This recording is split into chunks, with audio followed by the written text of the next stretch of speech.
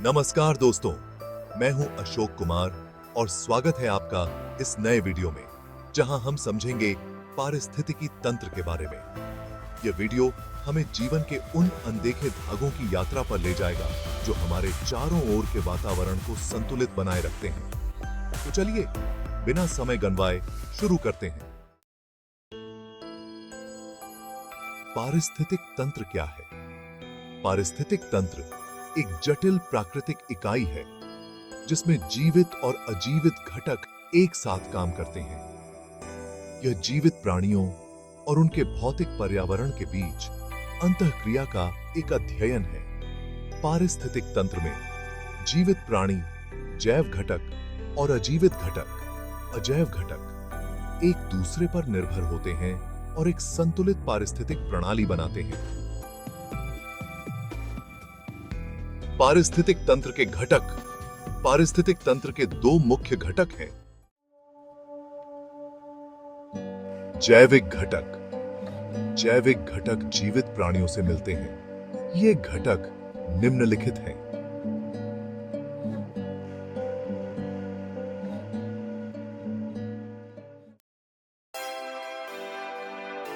उत्पादक पौधे और कुछ जीवाणु हैं जो सूर्य के प्रकाश का उपयोग करके अपना खाद्य उत्पन्न करते हैं। इन्हें प्राथमिक उत्पादक भी कहा जाता है।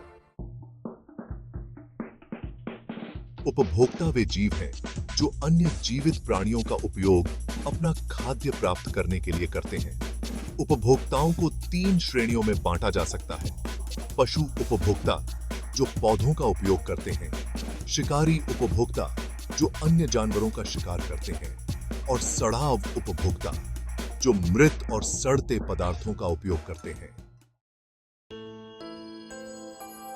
विघटनकर्ता वे जीव हैं जो मृत जीवित प्राणियों और अपशिष्ट पदार्थों को अवशोषित और पुनर्चक्रित करते हैं। कवक और कुछ जीवाणु विघटनकर्ता हैं। अजैविक घटक गैर जीवित पदार्थों से मिलते हैं। ये घटक निम्नलिखित हैं। सूर्य का प्रकाश पारिस्थितिक तंत्र के लिए एक महत्वपूर्ण ऊर्जा स्रोत है। यह पौधों को फोटोसिंथेसिस करने में मदद करता है।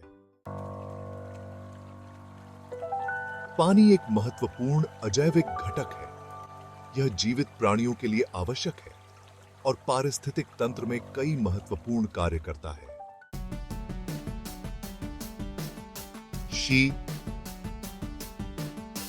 वायु।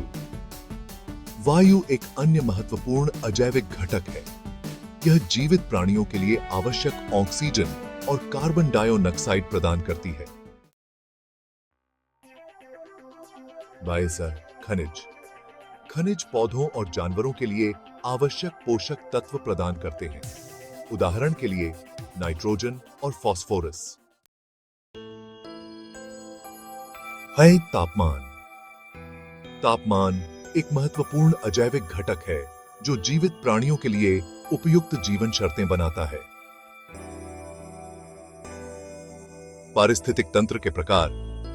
पारिस्थितिक तंत्र को 2 प्रकारों में वर्गीकृत किया जा सकता है। प्राकृतिक पारिस्थितिक तंत्र।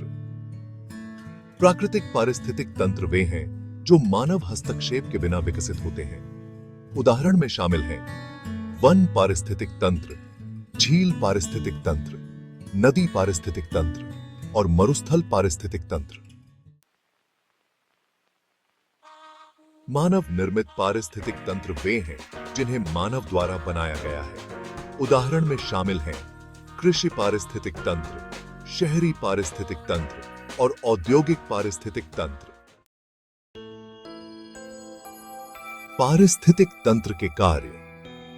पारिस्थितिक तंत्र कई महत्वपूर्ण कार्य करते हैं जो जीवन को बनाए रखने के लिए आवश्यक हैं। ये कार्य निम्नलिखित हैं। पहला, उत्पादकता। पारिस्थितिक तंत्र उत्पादकता प्रदान करते हैं जो जीवित प्राणियों के लिए खाद्य और अन्य संसाधन उत्पन्न करती है। दूसरा, पोषण का चक्र। पारिस्थितिक तंत्र पोषक तत्वों के चक्र को बनाए रखते हैं जो जीवित प्राणियों के लिए आवश्यक हैं। तीसरा, जल का चक्र।